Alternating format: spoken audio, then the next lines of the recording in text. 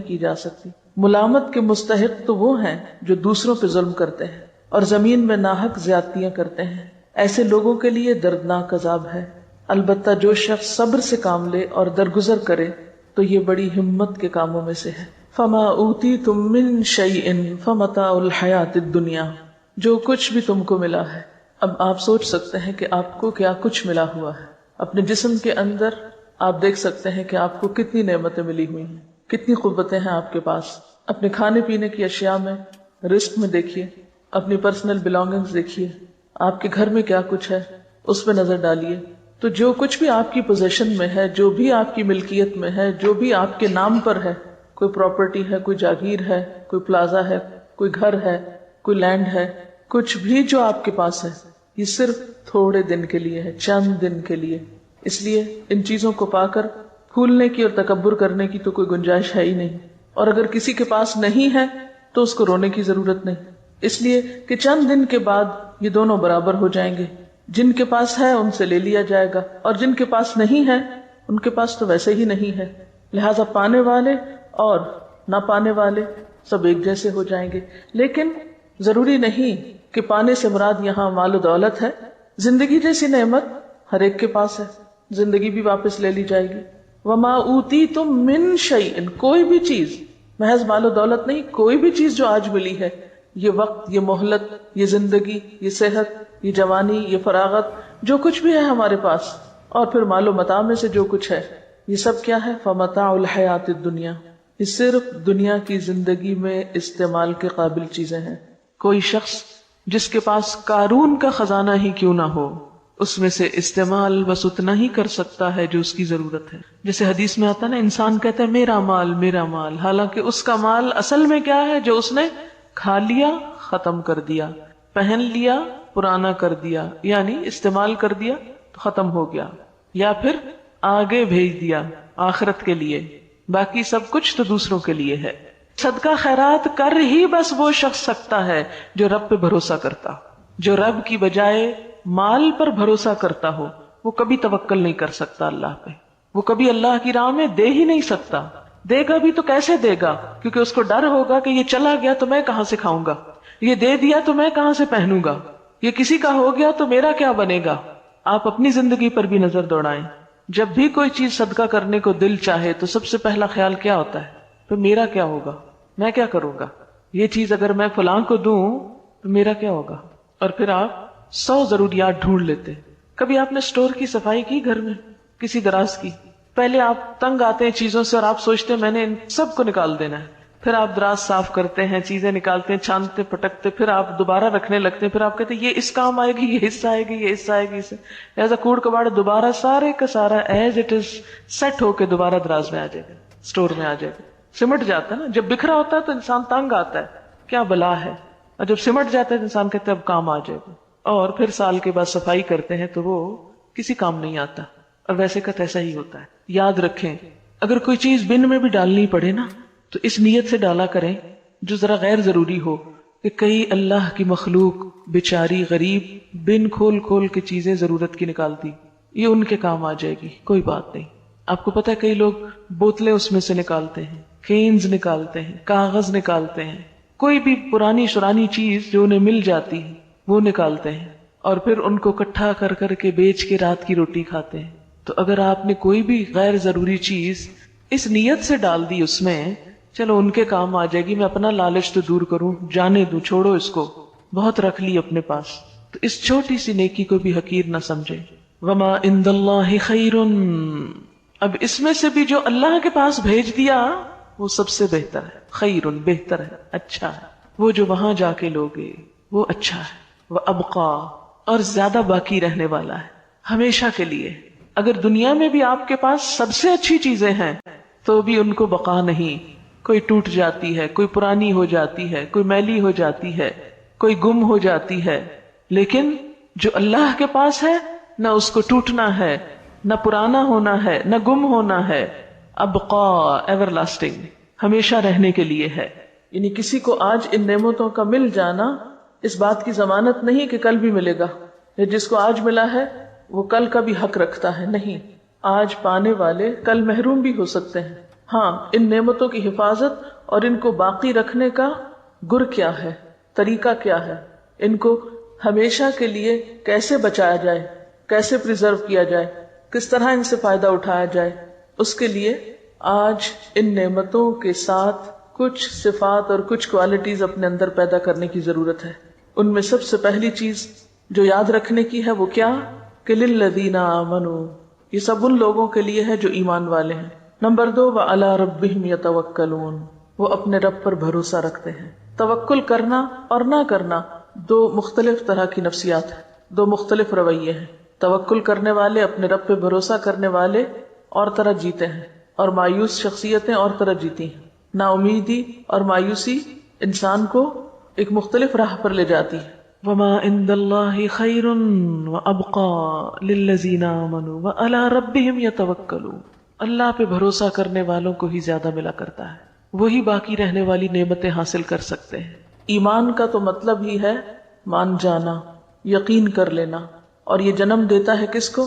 اعتماد اور بھروسے کو۔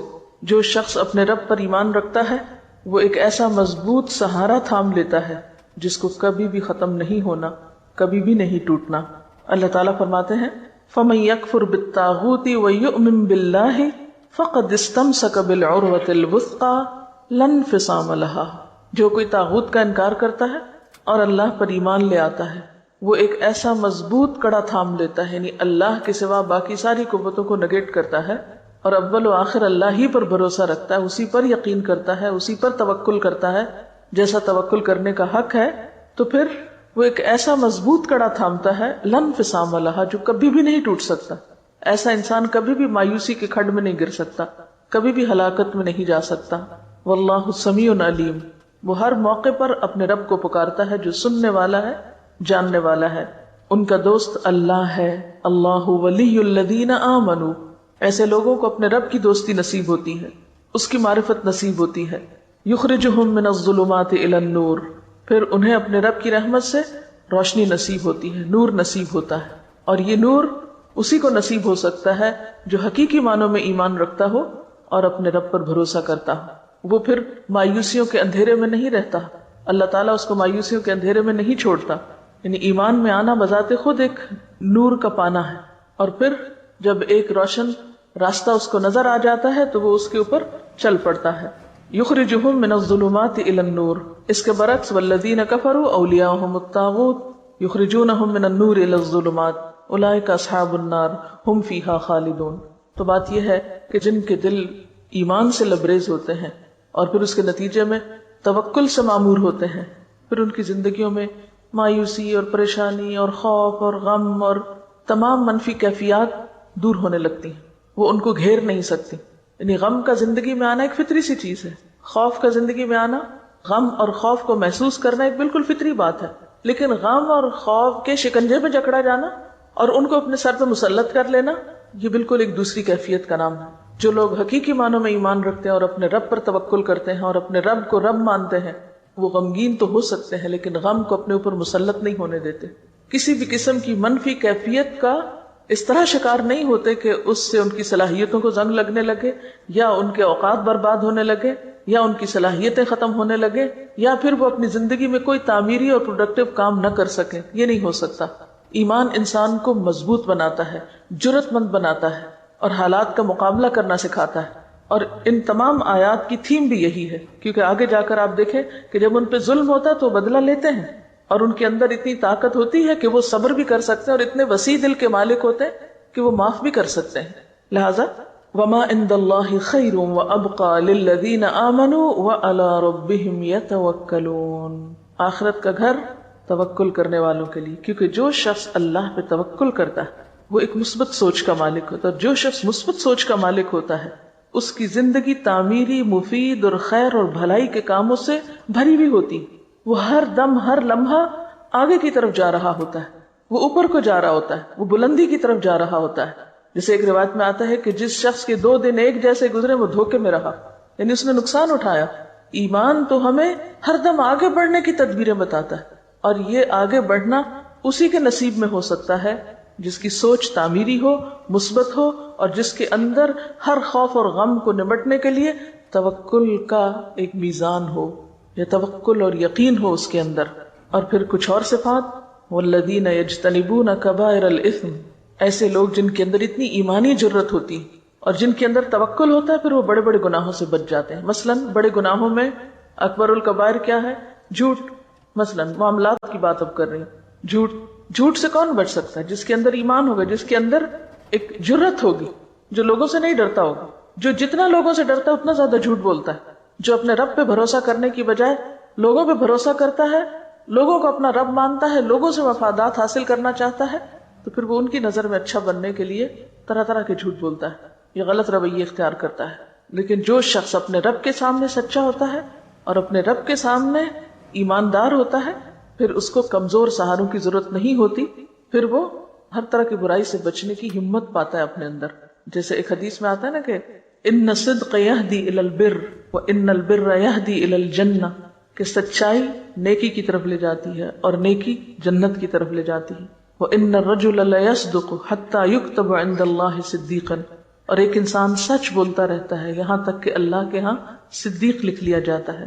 وان الکذب یہدی الی الفجور وان الفجور یہدی الی النار، اور جھوٹ برائی کی طرف لے جاتا ہے اور برائی جہنم کی طرف لے جاتی ہے.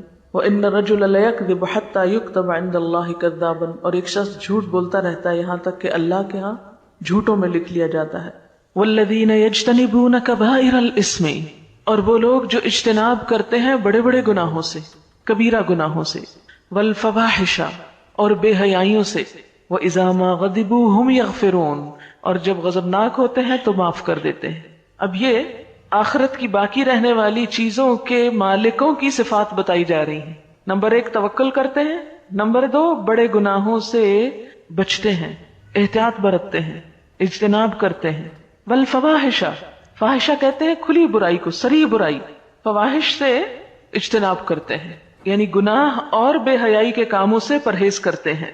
وَإِذَا مَا غَضِبُوا، اور جب وہ غضبناک ہوتے ہیں، ہم یغفرون، تو وہ معاف کر دیتے ہیں. جیسے پیچھے پڑھ چکے ہیں وَالْكَاظِمِينَ الْغَيْظَ وَالْعَافِينَ عَنِ النَّاسِ، لوگوں سے درگزر کرنا ان کے مزاج اور طبیعت کا حصہ ہے. جنت والوں کے مزاج میں ہے یہ بات کہ وہ لوگوں کے قصوروں سے درگزر کر جاتے ہیں. ان کے مزاج میں انتقام اور بدلہ نہیں. آپ صلی اللہ علیہ وسلم کے بارے میں آتا ہے کہ آپ نے اپنی ذات کے لیے کبھی بدلہ نہیں لیا. ہاں، اگر اللہ کی حدوں میں سے کسی حد کو توڑا جاتا تو وہ آپ کے لیے ناقابل برداشت تھا. یہ بخاری کی روایت ہے. اللہ کی حدود کا سب سے زیادہ لحاظ رکھتے تھے، اس پہ آپ نے حد بھی جاری کی، سزا بھی دی، کوڑے بھی مروائے، رجم بھی کروایا، ہاتھ بھی کٹوائے، کیونکہ وہ اللہ کی حد توڑی گئی تھی. تو والذین یجتنبون کبائر، وہ خود بخود کبائر سے نکلنا شروع ہو جاتے ہیں. یعنی سچے ایمان اور توکل کے بغیر کبائر سے بچنا بھی ممکن نہیں ہوتا. پھر کبائر میں غیبت کرنا، دوسروں کی پیٹھ پیچھے ان کی برائیاں کرنا. پھر کبائر میں زنا، شراب، چوری، دھوکہ، امانت میں خیانت، یہ ساری کبیح صفات اسی شخص کے اندر ہو سکتی ہیں جس کے اندر ایمان نہ ہو اور جس کا رب پر بھروسہ نہ ہو. جب اس کے دل سے لوگوں کا خوف نکلتا ہے تو پھر وہ صحیح رستے پر آ جاتا ہے. اور پھر خاص طور پر کبیرہ گناہوں میں والفواحش، فواحش سے بچتا ہے. فواحش کا لفظ فحش سے نکلا، کھلی برائی، اور خصوصاً بے حیائی کے کام. بے حیائی کے کاموں میں کیا چیزیں آتی؟ ایک تو یہ جھوٹ، دھوکہ، یہ سب بے حیائی کے کام ہیں. لیکن اس کے علاوہ دیکھیے گناہ کی تعریف کیا کی گئی کہ جس پر تم خوف کھاؤ کہ لوگوں کو پتہ نہ چل جائے، یعنی جس کے بارے میں تمہیں ڈر ہو کہ ہائے میرا پول نہ کھل جائے، جو کام تم لوگوں کے سامنے نہیں کر سکتے. اور اس سے بڑی برائی کیا ہے کہ تم ڈھٹائی سے برے کام کرو. یعنی عام گناہ کیا ہے؟ کبیرہ گناہوں میں بہت سے گناہ آتے ہیں جو کھلے کیے جائیں یا چھپے کیے جائیں، لیکن فواحش وہ ہیں جو کھلے عام کیے جائیں. یعنی پھر یہ کبیرہ گناہوں سے بھی ان کی شدت بڑھ جاتی ہے، یعنی انتہائی ڈھٹائی سے کیے جانے والے غلط کام جس میں انسان کی حیا نہیں رہتی. حدیث میں آتا نا اذا لم تستحی فاصنع ما شئت، جب تم میں حیا نہیں تو جو چاہے کرو. تو ایسا شخص پھر ڈٹ کے برائی کرتا ہے، کہتا ہے جو کرنا ہے کر لو، میں تو یہی کروں گا. یعنی اس کو نہ بندوں کی حیا ہے نہ اللہ کی حیا ہے، لہٰذا ایسے کام فواحش میں آتے ہیں. اثم کیا ہے؟ الاثم ما حاک فی نفسک، گناہ وہ ہے جو تمہارے دل میں کھٹکے اور تمہیں ڈر لگے کہ لوگوں کو پتہ نہ چل جائے، اس کو اثم کہتے ہیں. اور اثم کے بعد پھر فواحش آتے ہیں کہ وہ ڈر بھی نکل جائے، وہ جھجک بھی ختم ہو جائے اور کھلے عام انسان غلط کام کرنا شروع کر دے. تو جنت میں جانے والے ان دونوں طرح کے گناہوں سے بچتے ہیں، اثم سے بھی بچتے ہیں، فحش سے بھی بچتے ہیں.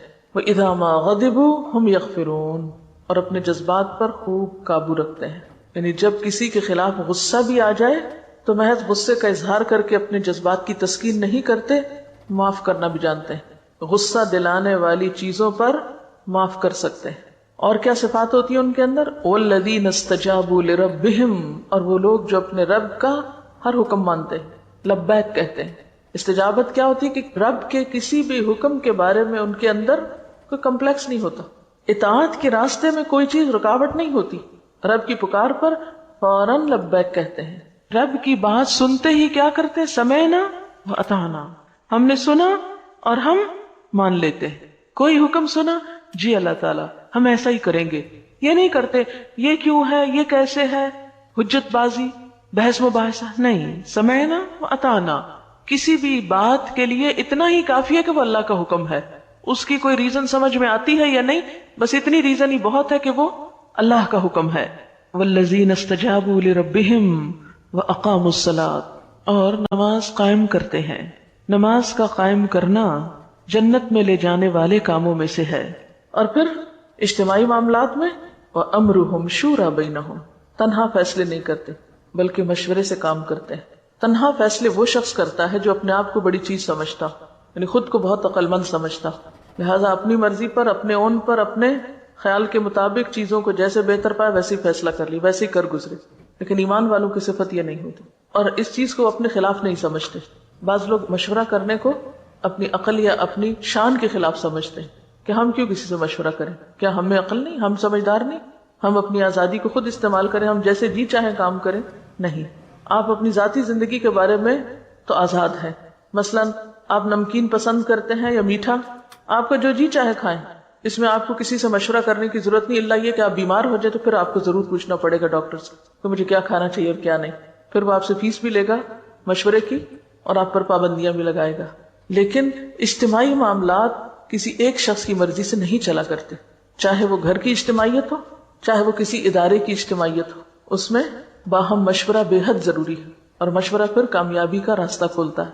اور مشورہ کیا ہے؟ دراصل کسی بھی کام کے بہتر پہلو کو اختیار کرنے کے لیے بہتر رائے کا انتخاب، اور دوسرے سب کو ساتھ ملا کر چلنا، یعنی ٹیم ورک کی جان یا روح ہوتا ہے، باہمی اعتماد کو ظاہر کرتا ہے. وَأَمْرُهُمْ شُورَى بَيْنَهُمْ، اور ان کے آپس کے معاملات مشورے سے طے ہوتے ہیں. یہ جنت کے وارثوں کی ایک اہم خوبی ہے. شورا کا لفظ ذکرا اور بشرا کی طرح باب مفاعلہ سے اسم مصدر ہے، یعنی اہل ایمان ہر اہم کام باہمی مشاورت سے کرتے ہیں، اپنی ہی رائے کو حرف آخر نہیں سمجھتے. خود نبی صلی اللہ علیہ وسلم کو بھی اللہ تعالیٰ نے حکم دیا کہ مسلمانوں سے مشورہ کیجیے. آل عمران 159 میں آتا ہے وَشَاوِرْهُمْ فِي الْأَمْرِ، چنانچہ آپ صلی اللہ علیہ وسلم جنگی معاملات اور دیگر اہم کاموں میں مشاورت کیا کرتے تھے. اس کا فائدہ کیا ہوتا ہے؟ اس سے ان لوگوں کی حوصلہ افزائی ہوتی ہے جن سے مشورہ کیا جاتا ہے. اور دوسرا فائدہ کیا ہوتا ہے کہ کسی کام کے اہم حصے نمایاں ہو جاتے ہیں، کیونکہ ہر شخص اپنے اپنے اینگل سے دیکھ رہا ہے. مثلا اگر ہم نے اس کمرے کا حدود اربع بیان کرنا ہو تو اگر صرف میں ایکسپلین کرتی رہوں گی تو بات پوری نہیں کر سکوں گی. کیوں؟ اس لیے کہ میں صرف اپنے سامنے والی چیز کو دیکھ رہی ہوں. اگر میں آپ کو بھی شریک کر لوں گی تو آپ ان چیزوں کو دیکھ رہے ہیں جو میرے پیچھے ہیں، جو مجھے نظر نہیں آ رہی. اس طرح ایک مکمل پکچر بن جائے گی. ٹھیک ہے نا؟ مشورہ بھی ایسا ہی ہوتا ہے. کسی بھی معاملے کے بارے میں جب مشورہ کیا جاتا ہے آمنے سامنے بیٹھ کر، تو ایک شخص ایک اینگل سے دیکھتا ہے، دوسرا دوسرے سے، اور اس طرح وہ پوری چیز سامنے آ جاتی ہے. اور ہم دیکھتے ہیں کہ نبی صلی اللہ علیہ وسلم نے زندگی کے بہت سارے معاملات میں مشورے کیے. اس کے بعد صحابہ کرام کا بھی یہی طریقہ تھا. حضرت عمر رضی اللہ تعالی عنہ جب نیزے سے زخمی ہو گئے اور زندگی کی کوئی امید باقی نہ رہی تو امر خلافت کی مشاورت کے لیے 6 آدمی نامزد فرمائے. حضرت عثمان، حضرت علی، طلحہ، زبیر، سعد اور عبد الرحمن بن عوف. انہوں نے باہم مشورہ کیا اور آپس میں مشورے کے علاوہ اور لوگوں سے بھی مشورہ کیا، اور اس طرح حضرت عثمان کو خلافت کے لیے نامزد کر دیا گیا. بعض لوگ یہ سمجھتے ہیں کہ قومی اور اجتماعی سطح پر ہو تو مشورے سے مراد جمہوریت ہے. نہیں، اس لیے کہ جمہوریت میں ہر کہ و میں سے مشورہ کیا جاتا ہے، جو بھی سلیکٹ ہو کے آ جائے. خواہ وہ اس چیز کا اہل ہو یا نہ ہو۔ اب آپ دیکھیں کہ اس وقت دنیا میں جہاں جہاں جمہوریت ہے، پارلیمنٹ موجود ہے، وہاں پر جو ممبرز ہوتے ہیں، MNAs ہوتے ہیں، مختلف علاقوں سے آئے ہوئے، ان میں سے اکثریت ایسی ہوتی ہے جو امور مملکت کو، دنیا کے حالات کو کچھ بھی نہیں جانتے ہوتے۔